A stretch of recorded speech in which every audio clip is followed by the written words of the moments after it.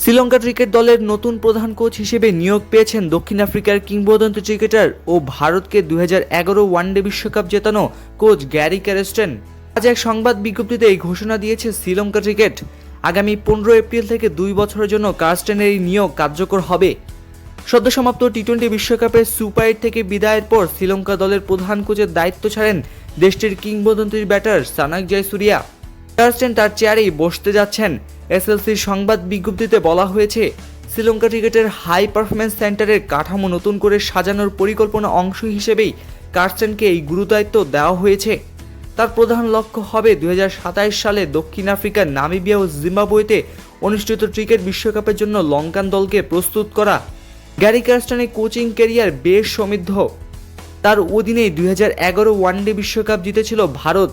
এরপর 2013 সাল পর্যন্ত নিজ দেশ দক্ষিণ আফ্রিকার প্রধান কোচের দায়িত্ব পালন করেন। ওই বছরই কার্স্টেনের কোচিংয়ে 3 সংস্করণে আইসিসি র্যাঙ্কিংয়ে 1 নম্বর দল হওয়ার স্বাদ পায় প্রোটিয়ারা। লঙ্কান দলে যোগ দেওয়ার আগে সর্বশেষ টি-20 বিশ্বকাপে নামিবিয়া দলের পরামর্শক হিসেবে কাজ করেছেন কার্স্টেন।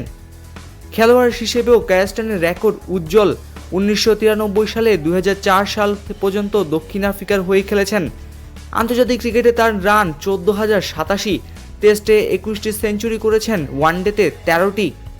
কয়েকদিন আগে বাংলাদেশ দলের সাবেক কোচ জ্যামি সিডন্সকে নারী দলের প্রধান কোচ হিসেবে নিয়োগ দিয়েছে এসএলসি।